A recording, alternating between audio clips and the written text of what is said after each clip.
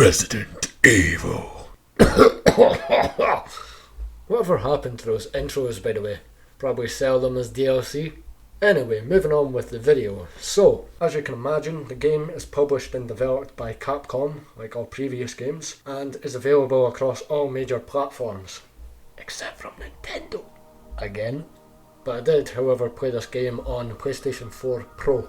This is the 8th mainline game in the franchise and is set 3 years after the previous game Resident Evil Biohazard. It is a first-person survival horror shooter game. To be honest, I was quite surprised that it wasn't VR compatible. I'll also try to keep the rest of the video spoiler free for anyone that has not had the opportunity to indulge in such a fantastic game. But let's get to it. The story begins in Ethan and Mia Winter's house, where, like the previous game, you play as Ethan. They now have a baby, 6-month-old, named Rose, and they are married, but it doesn't really seem like a happy marriage. They both seem quite traumatised from the previous events, but they are aware of a better future for themselves and their recently born baby. I won't go into detail, obviously because of spoilers, but something unexpected happens and you find yourself lying on the ground in the middle of nowhere with a broken down vehicle and a few, so it seems like, burnt corpses in front of you, and you're no longer with Mia. So Ethan then makes his way through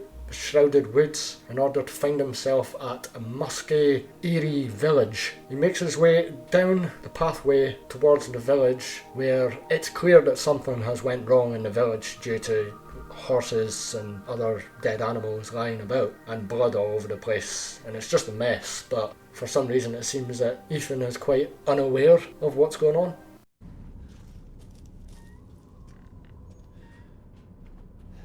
Maybe they're out.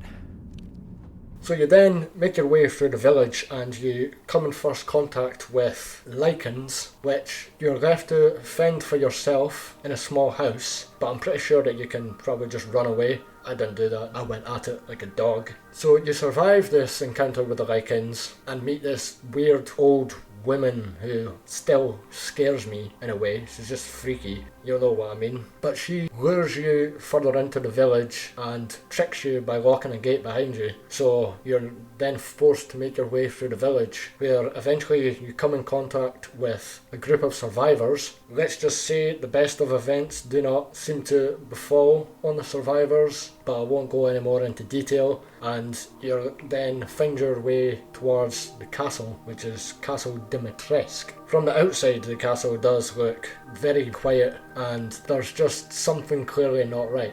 So you make your way towards the bridge of the castle, and after crossing the bridge you come in first contact with this big merchant guy known as the Duke, who it seems like he was friends with the merchant in Resident Evil 4, which I thought was fantastic. What are you buying? Just something an old friend of mine used to say. So you go into the castle and very quickly you're captured by this mutant Magneto cowboy looking person who takes you to this ceremony site, it seems like, where there are 4 lords, one of them being Mistress Dimitrescu, who I actually really liked, and the leader, which was Mother Miranda. And it's clear that all 5 of these characters are pretty much mutated. It seems the village worship this group of aristocrats. So that'll pretty much leave the story at it is there, so that I don't really go into any spoilers. What I liked most about the game would definitely have to be the sound and the atmosphere of the village, such as things like creaking doors, the wind blowing on the trees, footsteps, the sound of the grass, birds in the sky, and not to mention it's much more immersive when you're playing the game with headphones on. The characters and character voicing was also another great thing. That, to be honest, I couldn't really fault anything in the game, in my opinion, but the characters seem to be written quite authentically towards where they are situated, except there's a bit more American voices than I'd liked, especially when you're somewhere in Europe. But other than that, I thought the characters were still immaculate and well written. But again, I don't want to go in full detail of the characters, but my favourite so far has to be the Mistress Dimitrescu. I did hear that quite a few people didn't even like her as well, and I'm a little puzzled about that, because she wasn't necessarily scary, but it was just, she wasn't overdone. Something I missed as well at the start, I love just how it continues on from the previous game, even though it is set 3 years after the previous game, but you still have some sort of attachment towards the characters that you were being. Another thing that I really enjoyed as well throughout playing the story was there is a lot of messages and like photos and letters and so on scattered in various positions of the map, and there was not one that I did not look at or read all the way through, because it all had a very interesting background towards the story and the antagonists pretty much just telling you how they became what they are now, and it didn't break any immersion from me whatsoever.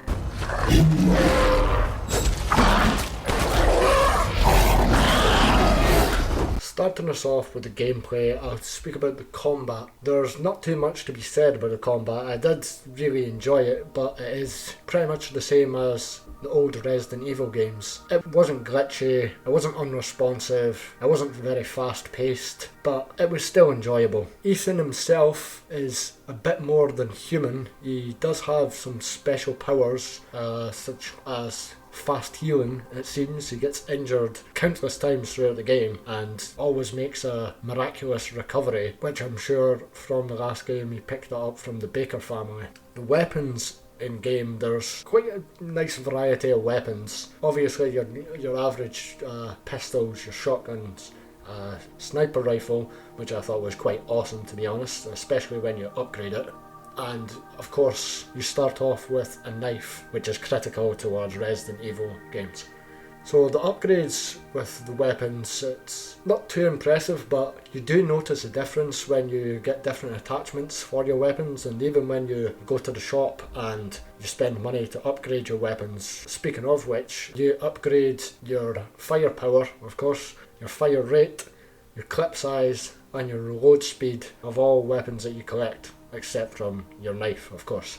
There's also a few projectiles in the game which can also be used to break open cracked walls and so on by using your pipe bomb. Just don't do what I did by accidentally equipping the pipe bomb to smash some glass instead of using the knife.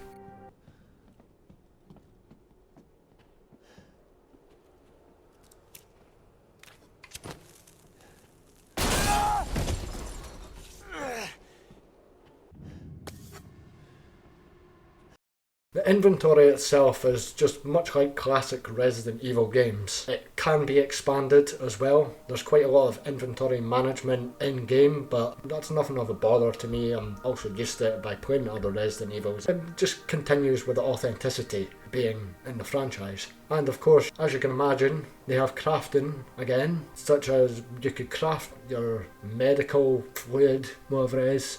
You craft different ammo as well when you buy the blueprint. Also your projectiles. Pretty much almost every weapon you can craft it in the way of ammunition. And if you have run out of crafting materials, as mentioned earlier, you could just go visit the Big Duke in game, and he sells you more and more things as the game expands. You go to him if you want to expand your inventory. It does come with a pretty penny. So the exploration of the game, there's a lot to explore. The map is actually much larger than I expected it to be. Obviously the village, the castle, which was just very impressive. There's a mansion, some swamp area and a factory. Each are all fully detailed, but they've been designed so that you can get around them quite easily, which leads to backtracking.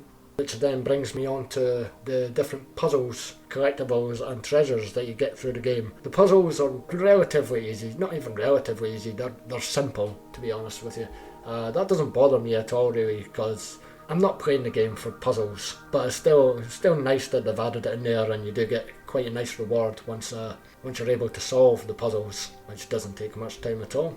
I don't think this is in any other Resident Evil games which they've added, is different animals that you can kill, and you collect their meat and sell it off for permanent upgrades, which is a great addition to the franchise. And there's a lot of treasures scattered around the map, much like Resident Evil 4, where you shoot different treasures that are shining, hanging high up in lots of different locations. You also get your treasures by completing the puzzles. That's the quite nice reward that you get. You can also combine certain treasures throughout the game to sell for a higher price, so just keep an eye out whenever you do get a combinable treasure, it'll tell you. Moving on to the enemies now. There's a lot of different enemies that I've came across. Of course there's Lycans that you come across pretty much at the start of the game, but there's different varieties of the Lycans. Like, I've had to fight a massive Lycan with, like, he's very armoured as well. He took some time to take down, but I like how when you progress, obviously the enemies become more challenging, but they don't shy from having you fight against the enemies that you came across from even at the start of the game. There's different like ghoul zombie things in the village itself. In the castle there's cloaked demons, if you'd like to call it that. It seems like there's some sort of vampires as well. Oh no, I did like all the enemies. They weren't very frightening as such, but it was still pretty graphic when you would take them down, especially using the shotgun. It feels worth it when you shoot them in the head. I'll leave it at that. Relating to the enemies, there's typical chase scenes. First one I experienced is in the castle, and it's Mistress Dimitrescu who chases you around the castle after completing certain events, and she really just reminded me of Mr. X from Resident Evil 2. She just wouldn't go away, and there was no way that you can actually kill her while you're in that chase scene. And another chase scene, which was something that actually had me quite terrified and shook up a little bit. I think it's mostly because of the sound effects when wearing headphones.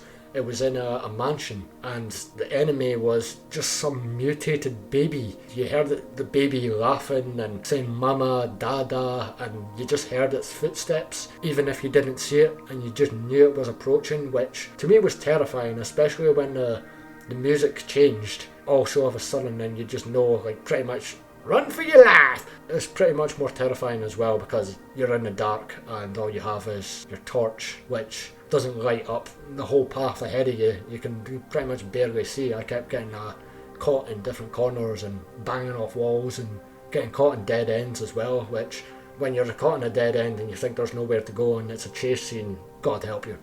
That was actually before facing one of the boss. Now there is a few boss battles as well. There's obviously your main antagonists, Mother Miranda and the Four Lords. You'd have to come up across them. But there's also mini bosses. I don't want to go into detail, but there was this massive guy with a hammer. It was like a ghoul, a vampire thing with a hammer. It took me like 70 pistol bullets, 20 shotgun shells and 10 sniper rifle rounds, along with about 3 pipe bombs to take him down.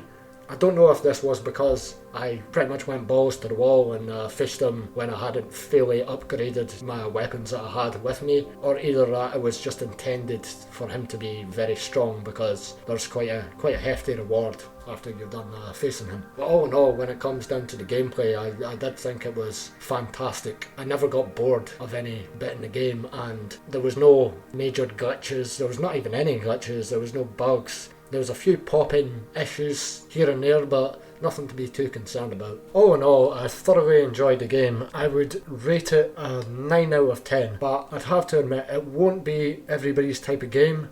If I'll be honest with you, it's the first game that I've played since The Last of Us that I've actually read every single letter and document that you find throughout the game, so I'm pretty sure that says a lot. For me, it is the game of the year so far, and kind of looks like it's going to stay that way. But I'm definitely going to replay Resident Evil Biohazard after I'm finished with this, because of course I've not completed it yet. I'm over halfway through, so I obviously have no idea what the ending's going to be like, but no matter how it ends, I'm still going to be very excited for a sequel. Thank you for watching. If you enjoyed the video, give it a like. If you care to see more content, hit the subscribe button and let us know what you think down in the comments. Thanks for watching.